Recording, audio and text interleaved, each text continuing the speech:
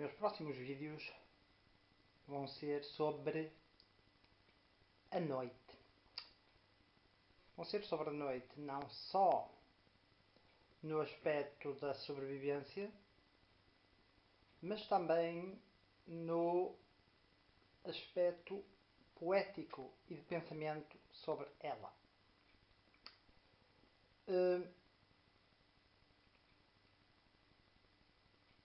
A noite. Eu vou começar por ir fazer o quê? Cerca das 4h15 da manhã. Regar. Regar à noite após um dia de extremo calor.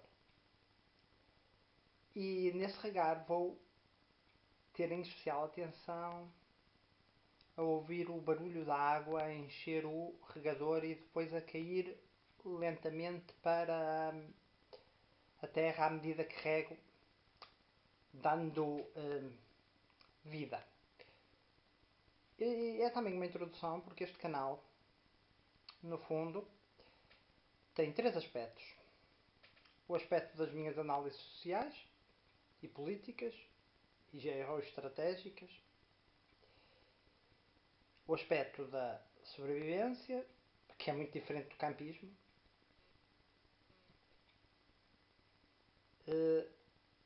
E o aspecto da música e da poesia, portanto, das artes.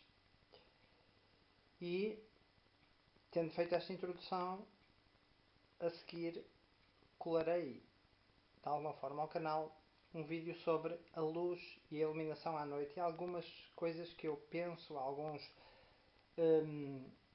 conceitos que eu penso as pessoas terem e estarem completamente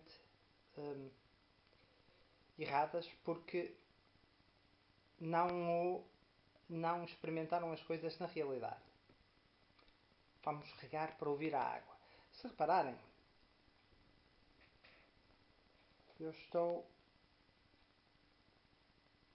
com um boné. Algo importante quando caminhamos à noite para mim. Porque aparece sempre um ramo que nós não conseguimos ver. Um arame que ficou de fora de uma vedação. E ter a cabeça protegida e ter uma pala à frente que afaste, por exemplo, algum ramo ou algum outro objeto é importante. Às vezes, óculos também são importantes. Óculos de proteção. Neste caso, vou usar os dois.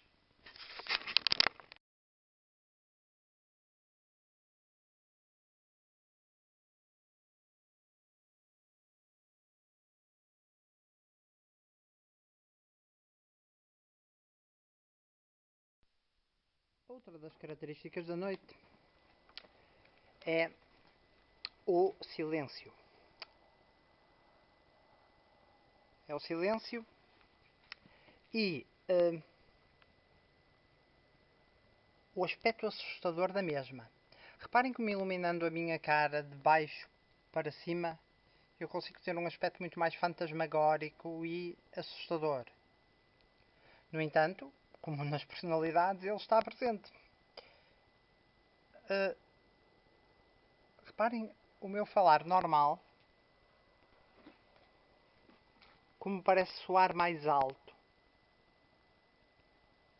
E talvez até clarear os pensamentos. Aliás, um dos males da sociedade moderna é que usa a noite normalmente não para estar em silêncio, mas para se meter em ambientes mais barulhentos. Sem ser música, vamos ouvir o barulho da água.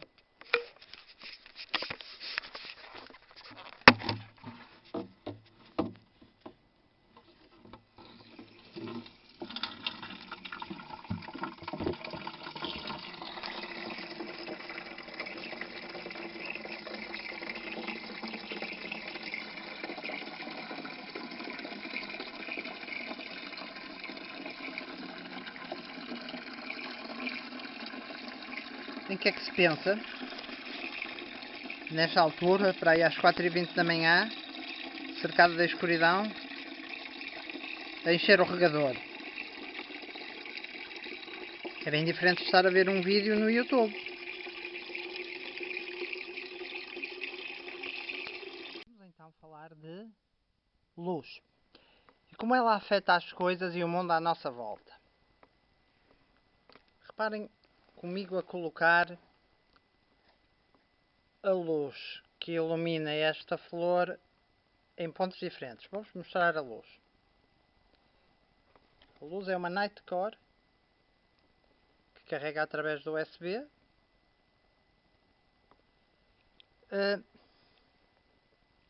Reparem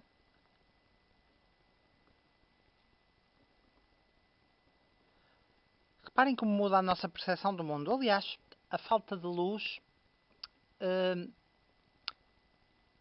pode trazer o desenvolvimento de doenças como a depressão e, por exemplo, podem aparecer dores de cabeça quando nós estamos a ler em ambientes de pouca luz, ou de pouca luminosidade. E uma das condições super importantes para a sobrevivência, em que muitos preppers e sobrevivencialistas não pensam porque nunca experimentaram, já foram fazer montes de viagens, a montes de montanhas, mas nunca experimentaram grandes períodos sem luz. Basicamente estão numa tenda bem iluminada, porque a superfície da própria tenda reflete a luz, mas nunca passaram, por exemplo, como fiz naquela experiência, estilo 3 dias sem luz. Ou seja, em que é que está a diferença? A diferença está em que trabalhar num ambiente ou fazer as nossas atividades num ambiente iluminado artificialmente e onde não tínhamos os luxos que são e que foram estudados na relação entre a engenharia eletrotécnica e a medicina, se não tivermos esses luxos no chamado plano de trabalho, o nosso corpo começa a sofrer, portanto, as influências dessa falta de luminosidade. Outra das coisas que é importante é a tal diferença entre a luz dos LEDs mais brancas, as luzes mais quentes, neste caso a luz dos LEDs é mais fria normalmente, e a luz mais quente das lâmpadas de incandescência, que são aquelas que nos transmitem melhor as cores. Porquê? Porque nos fazem equivaler mais ao Sol. E foi através do Sol que nós, como espécie, nos desenvolvemos ao longo do tempo. Reparem com uma lâmpada de incandescência como esta flor, e eu não vou usar a parte mais forte, com maior concentração de candela no objeto. E não disse lumen. Lumen é outra coisa. O lumen é o brilho à saída do emissor, LED ou lâmpada.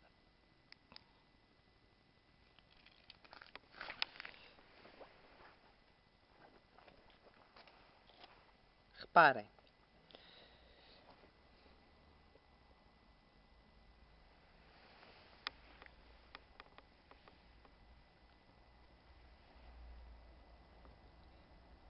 Esta é que é a cor verdadeira da flor. Já agora. Olhem o que são 65 lumen à noite. Ou 60 lumen à noite.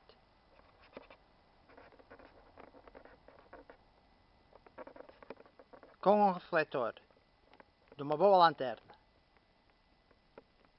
Reparem.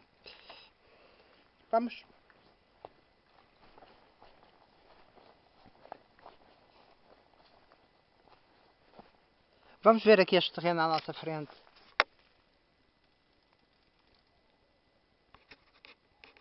Veem-o completamente iluminado apenas com 60 lumen? E com a sua vegetação alta?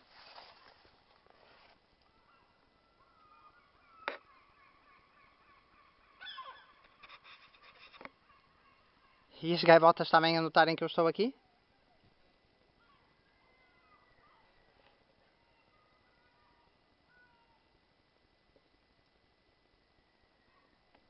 Reparem. O que é que há de diferente nesta? É uma Surefire neste caso. O que é que há de diferente? Não tantos lumen, mas uma excelente ótica e um excelente refletor. Ou seja, há muitos fatores a ter em conta.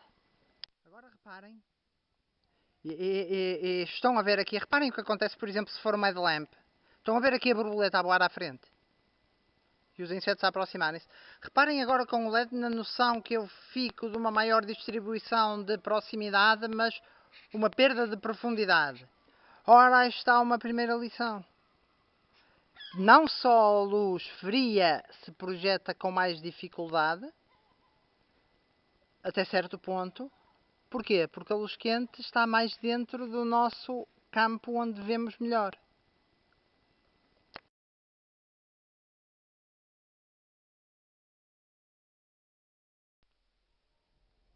Outra questão que às vezes não se pensa quando se pensa em bug-outs é claro que o bug-out é uma fuga. Por causa de um acontecimento qualquer, por causa de uma catástrofe natural, por causa de um acidente, as pessoas devem, a princípio, como é lógico, e como se viu agora, por exemplo, no atentado em França, a polícia diz: fiquem em casa. Mas se a pessoa tem que sair de casa, e se houver um ambiente onde não haja lei nem ordem, reparem que os animais, mesmo que eu me cale, reparem o que acontece quando eu ligo a luz. Vamos ver se resulta. Estou a ver movimentos das gaivotas. Estão elas a voar, olhem, olhem, olhem.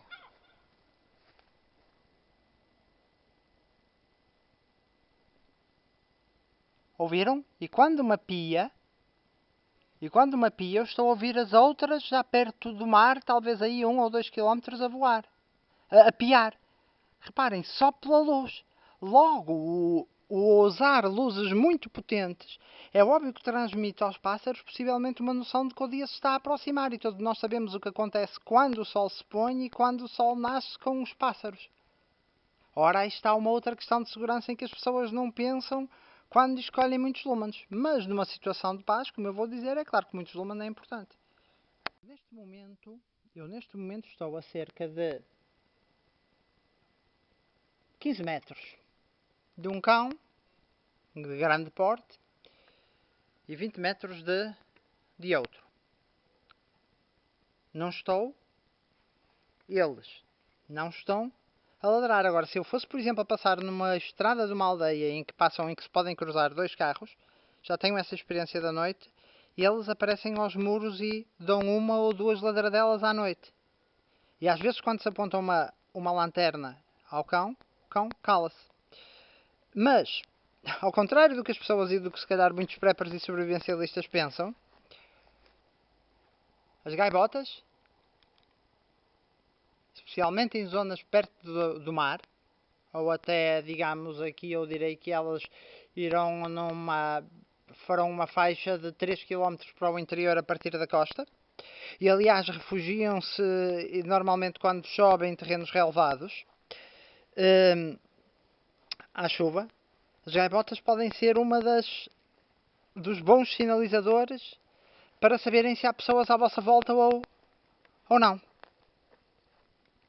Reparem, como eu estou agora com a lanterna do keychain, ou seja, a lanterna do porta-chaves, eu mal estou a ouvir as gaivotas. Agora, se eu pegar na Surefire e apontar o feixe para o ar, ou tiver um bocado mais de intensidade luminosa, eu começo a ouvir as gaivotas outra vez. E este é um dos problemas que eu junto, por exemplo, até dentro das famílias que pode trazer problemas se as famílias se refugiarem em casa. Vai haver sempre aquele que vai ter tendência se estiver com as janelas todas tapadas para não se ver luz, porque a luz também se espalha e é visível num raio de muitos metros, vai haver sempre aquele com quem nós não nos damos tão bem, ou pode não ser dar-nos mal, pode até ser o feitio não se aproximar, e vai sempre haver aquele que vai forçar o esquema. Logo, um sobrevivencialista, ou um prepper, pode ser traído por aqueles que mais gostam e que não partilham da mesma filosofia, que não têm aquela mentalidade. E é uma mentalidade que tem que se forçar nas dificuldades. É na resiliência. Hoje em dia a sociedade não é resiliente se nós lhe tirarmos os confortos. Daí que, por exemplo, gente que vive com dificuldades. Então, estava eu a dizer. Gente que vive com dificuldades têm normalmente mais capacidades para reagir a situações adversas do que grande parte das pessoas mais mimadas ou queques de hoje em dia. No entanto, é claro que se a situação não for uma situação de quebra social, que é a situação de que as pessoas mais ricas têm medo, ricas no sentido monetário, é claro, no sentido financeiro. Se não for uma situação de quebra social, uma pessoa rica está bem mais preparada para passar alguma possível dificuldade, tem mais acesso a médicos, mais acesso a transportes do que uma pessoa que seja pobre. E isso é importante. Segue-se num próximo vídeo uma análise mais completa sobre os tipos de luz, os tipos de filtros, etc. E depois mais à frente também voltar aos vídeos mais criativos, humorísticos e até musicais.